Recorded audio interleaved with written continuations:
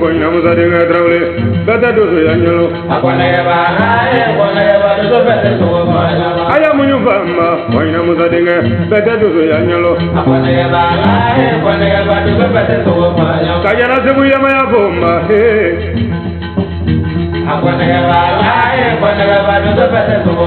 mara wasangare denga mare pati yinula ma beta dozo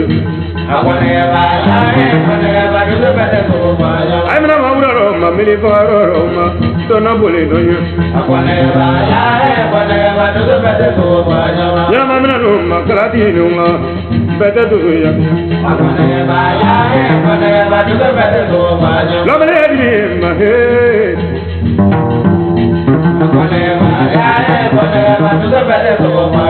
Dewi ya maya bomba kabo kajana moko bete monya more ma ko ina musa de ma jina beni kali musa jara ro ma kala bi de beri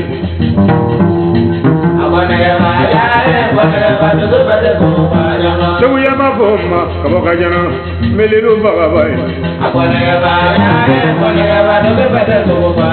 sama dem na baka bomba Dewi ya ma ya ko bete do Sige de nyina ma na baka bomba Dewi ya ma ya ko bete do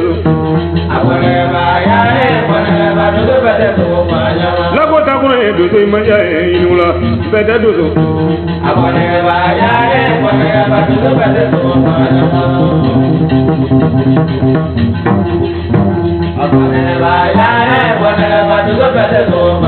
Doze kenyu nango siruti manja jina doni kali biokone Mwe kenyu nango siruti manja je bete dozo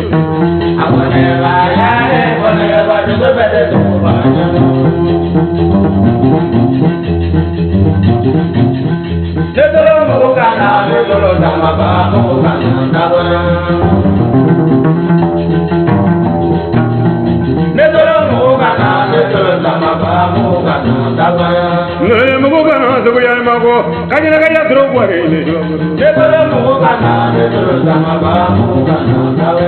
kalma ngene ga me so ya maya ko ina musa de ngai ngene ga me ni du durunga ni mara musa ngari ya durunga ni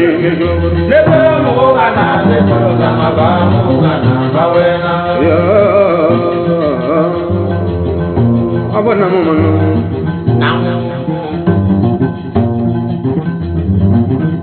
Segui ya matrawe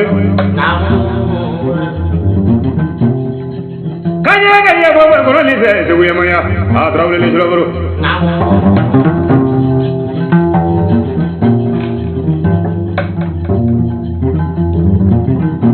Koina musa trawe denga Ibane segui la gura ni wasulu ma tugu ya mama ke dula ula fonna no ula bonna no re sogo to bana ke do tra ka do kungulo ke ka do limo we ka do sogo do kungulo ka ndo ku kala nyina nyini ko ina musa denga ka mele da lu ba ko na ga iba ko ne ya ka ti ga lu ba ko na ga iba ko ne ya ka ko ngoro lu ba ko na ga iba ko ne ya Kajira kaya troji sebe manga asu ya mani mula. Mara bundinge masama gogelinda ala famani ala telo. Ila juru kaidela masama gogelinda dia brokero ya.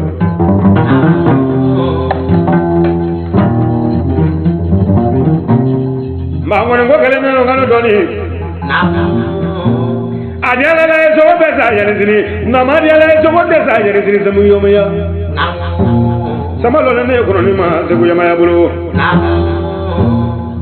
ko le 26 baro framana se fadia mangre ne ma ko te suko jula de ne ma ko suko nyina mala ya ne du se ka be masama ko le ko ga su benini se buya maya abala ko yedo to ne banando to ma dini wazulo ngora ko je tigi ni mula ya ji zoro tigi ni su ko ne ga ba tigi ni wula to be bla tigi ni ju na ngulu ga da tigi ni sura baro mo de dara be kungre ba tigi la moy ni wula sur majme la le ko ya musa dinga musa drawle dinga muru banatra mama ba bese banatra mama ba mo batra mama le ha hadiya mangre nange do zule allah sebu ya maya drawle kajira kaya suba ba ko mani sai di suba baro maria mo dinga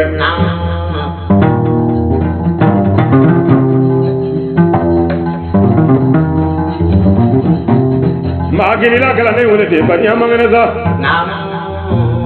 ko ne ka boli de kala ne ma de badiya mangre de lo besi sina tamana zembe baro nya boye medo zo ngoni nya kilinga ye mazama ko gelilla ko fa juru be boye de ay ba wole do zola bana do la ko takalu jeni wala mo mena dalo me kadiya bara basala ala le ba ma ne se wuya maya to ba bla di la mo ni wala musa bona di la mo ni jiro jambo ko takala do zo re yala jeni bi manti bolo kunye morolale fa ko roble ti mu magge kimila do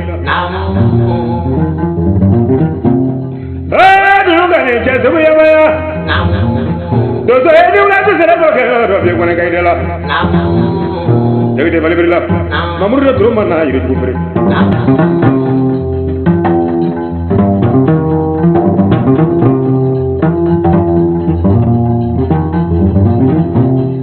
kola janjo maria kola maria kola do janjo mabe maria na bele do jabe mabe maria ada nuri janjo maria tebe to kola digila mo ni wala shegu de mi digila mo ni wala mai ga digi ni jura baro ma da ni digila mo ni wala digi ya blo digila mo ni jura baro ai ni ba jai ni nyani woni bo se ko ba trawle ma ngoni ga me trawle la mo le tre te ma lo me ya di se ko trawle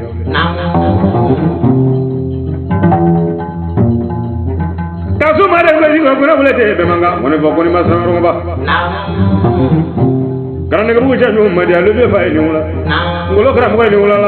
baru gram ko ni wala de ko na gram ko ni jolo baru mo te dara be to ba ga ya ko no bra be woni bo se ko ni la